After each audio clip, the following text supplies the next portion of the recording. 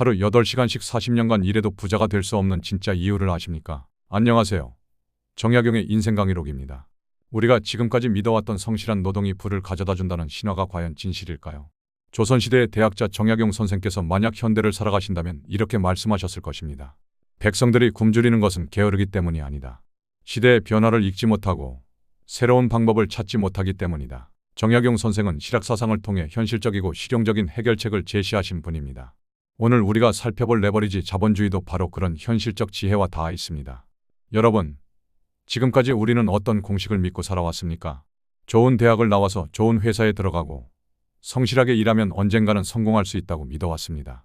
하지만 현실은 어떻습니까? 16년간 교육을 받으며 수천만 원의 학자금 대출을 받고 취업을 위해 스펙을 쌓느라 또 돈을 쓰고 드디어 취업을 해도 월급은 고작 200만 원, 300만 원입니다. 그리고 40년간 그 월급에 의존하며 살아가야 합니다. 이것이 과연 합리적인 인생 설계일까요? 더 충격적인 사실은 이것입니다. 평범한 회사원 법이라는 사람이 있었습니다. 그는 고액 연봉을 받는 실력자였는데 알고 보니 자신의 모든 업무를 중국의 아웃소싱 업체에 맡기고 있었습니다. 그 자신은 회사에서 인터넷 쇼핑을 하며 시간을 보냈지만 업무 성과는 뛰어났습니다. 법은 결국 해고당했습니다. 하지만 이 사례는 우리에게 중요한 질문을 던집니다. 과연 누가 더 현명한 것일까요? 하루 12시간씩 야근하며 번아웃에 시달리는 성실한 직장인일까요? 아니면 시스템을 활용해 효율적으로 성과를 내는 법일까요? 우리 사회는 시간과 돈이 정비례한다고 가르칩니다. 더 많은 시간을 일에 투자하면 더 많은 돈을 벌 수 있다고 말입니다. 하지만 백만장자들은 정반대의 진실을 알고 있습니다. 시간과 돈은 반비례한다는 것을 말입니다. 시간당 2만 원을 받는 아르바이트생이 하루 8시간 일하면 16만 원을 멉니다. 한 달에 480만 원, 1년에 5,760만 원입니다. 그런데 이 사람이 아무리 열심히 일해도 시간의 한계 때문에 더 이상 소득을 늘릴 수 없습니다. 반면 부동산 임대업을 하는 사람은 어떻습니까? 한번 좋은 부동산을 구입하면 매달 월세 수입이 들어옵니다. 잠을 자는 동안에도 여행을 가는 동안에도 돈이 들어옵니다. 이것이 바로 레버리지의 힘입니다. 요즘 워라벨이라는 말을 자주 듣습니다. 하지만 이것도 하나의 착각일 수 있습니다. 주중 5일은 싫어하는 일을 하고 주말 2일만 좋아하는 일을 하는 것이 과연 균형일까요? 인생의 3분의 1을 일하는 데 써야 하고 행복과 자유는 은퇴 후로 미뤄야 한다는 것이 정말 합리적일까요? 만약 여러분의 자녀가 그런 삶을 산다면 어떨까요? 분명히 더 나은 길을 찾아주고 싶으실 것입니다. 정약용 선생은 목민심서에서 이렇게 말씀하셨습니다. 백성을 사랑하는 마음이 있다면 방법도 찾을 수 있다. 우리도 더 나은 삶을 원한다면 새로운 방법을 찾아야 합니다. 지금 우리는 인류 역사상 가장 놀라운 시대에 살고 있습니다. 손바닥만한 스마트폰 하나로 전 세계 어디서든 비즈니스를 시작할 수 있습니다. 아이디어만으로도 브랜드를 만들 수 있고 직원도, 상품도, 사무실도 없이 온라인 쇼핑몰을 운영할 수 있습니다. 세계 최대의 전자상거래 플랫폼인 알리바바는 상품을 직접 보유하지 않습니다. 우버는 자동차를 소유하지 않습니다. 페이스북은 콘텐츠를 직접 만들지 않습니다. 넷플릭스는 영화관을 소유하지 않습니다. 이들은 모두 플랫폼과 시스템을 만들어 다른 사람들의 노력을 활용하는 레버리지를 구축했습니다. 스티브 잡스의 유명한 일화가 있습니다.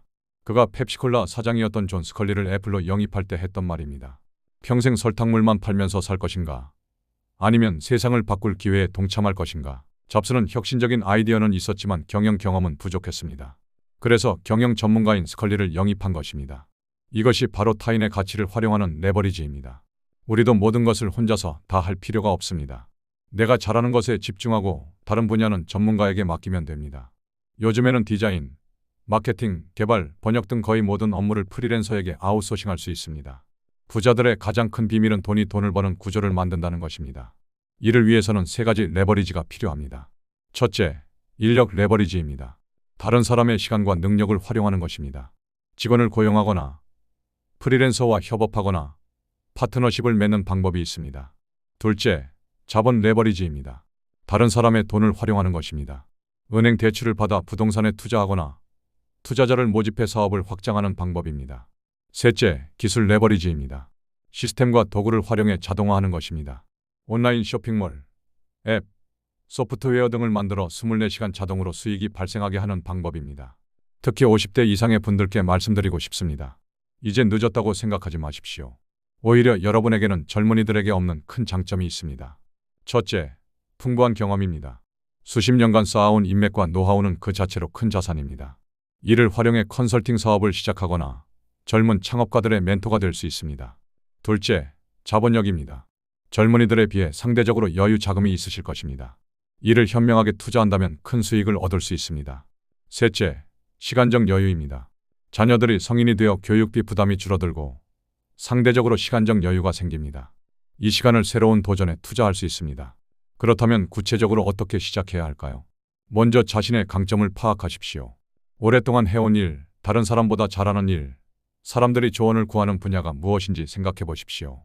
다음으로 그 강점을 수익화할 방법을 찾으십시오. 온라인 강의를 만들거나 전자책을 출간하거나 컨설팅 서비스를 제공할 수 있습니다. 그리고 시스템을 구축하십시오. 한번 만든 온라인 강의는 계속해서 판매될 수 있습니다. 한번 쓴 책은 평생 인쇄 수입을 가져다 줍니다. 마지막으로 확장하십시오. 성공한 모델을 다른 분야로 확장하거나 다른 사람들과 협업해 더 큰 시장을 노릴 수 있습니다. 경제학에서는 부는 파괴되지 않고 이동한다고 합니다. 누군가가 부를 얻으면 누군가는 부를 잃습니다. 중요한 것은 부가 어디로 이동하는지 파악하는 것입니다. 지금 우리는 큰 변화의 시대에 살고 있습니다. 코로나19 이후 온라인 비즈니스가 폭발적으로 성장했습니다. 메타버스, 인공지능, 암호화폐 같은 새로운 기술들이 등장하고 있습니다. 이런 변화 속에서 기존의 방식만 고집한다면 뒤처질 수밖에 없습니다. 하지만 변화를 기회로 받아들이고 새로운 방법을 시도한다면 큰 성공을 거둘 수 있습니다. 지금 여러분 앞에는 두 가지 길이 있습니다. 첫 번째 길은 지금까지 해온 대로 계속 사는 것입니다. 매일 출근해서 정해진 업무를 하고 월급을 받고 조금씩 저축하면서 은퇴를 기다리는 삶입니다. 안정적이지만 큰 변화는 기대하기 어렵습니다. 두 번째 길은 레버리지를 활용하는 것입니다. 조금은 위험하고 불확실하지만 훨씬 큰 가능성이 열려있는 길입니다. 자신만의 시스템을 구축하고 다른 사람들과 협업하며 돈을 버는 구조를 만드는 것입니다. 어떤 길을 선택할지는 여러분의 몫입니다. 하지만 한 가지 분명한 것은 선택하지 않으면 자동으로 첫 번째 길로 가게 된다는 것입니다. 많은 분들이 나는 너무 늦었다, 나는 능력이 없다, 위험하다고 생각하며 시도조차 하지 않습니다. 하지만 성공한 사람들의 공통점은 완벽한 준비가 되기를 기다리지 않았다는 것입니다. 페이스북의 마크 저커버그는 대학생 때 시작했습니다. 아마존의 제프 베조스는 30대의 안정적인 직장을 그만두고 창업했습니다.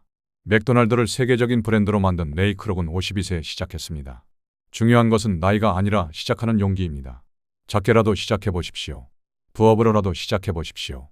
시행착오를 겪으면서 배워나가면 됩니다. 이제 정약용 선생의 관점에서 오늘의 주제를 정리해 보겠습니다. 정약용 선생은 경세유표에서 백성들이 잘 살려면 새로운 제도와 방법이 필요하다고 말씀하셨습니다. 조선시대의 낡은 제도로는 백성들의 삶을 개선할 수 없다고 보셨던 것입니다. 마찬가지로 지금 우리에게도 새로운 사고방식이 필요합니다. 산업화 시대의 낡은 공식으로는 21세기의 풍요로운 삶을 얻을 수 없습니다.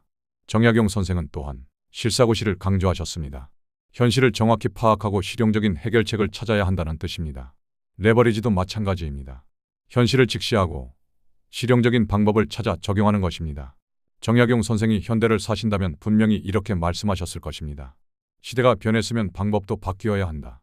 새로운 시대에는 새로운 지혜가 필요하다. 과거의 방식에만 얽매여 있으면 새로운 기회를 놓치게 된다. 선생은 평생 현실 개혁을 위해 노력하셨습니다. 백성들의 삶을 실질적으로 개선할 수 있는 방법을 고민하셨습니다. 오늘 우리가 배운 레버리지도 바로 그런 현실적 지혜입니다. 하루에 벌어서 하루를 사는 것이 아니라 한 번의 노력으로 지속적인 수익을 만드는 것. 혼자서 모든 일을 다 하려고 하지 말고 다른 사람들과 협력하여 더 큰 성과를 내는 것. 이것이야말로 진정한 실학정신이다. 여러분, 정약용 선생의 실학정신을 현대에 되살려보는 것은 어떨까요? 현실을 직시하고 실용적인 방법을 찾고 과감하게 도전해보는 것 말입니다. 오늘 이 영상을 보신 것도 하나의 시작입니다. 새로운 가능성을 탐색하고 계신 것이니까요. 이제 다음 단계는 여러분의 선택에 달려 있습니다. 레버리지 할 것인가? 레버리지 당할 것인가? 선택은 여러분의 몫입니다. 정약용의 인생 강의록과 함께 새로운 인생 2막을 시작해보시는 것은 어떨까요? 오늘도 시청해주셔서 감사합니다. 구독과 좋아요 그리고 알림 설정 잊지 마시고 다음 시간에 더 유익한 내용으로 찾아뵙겠습니다.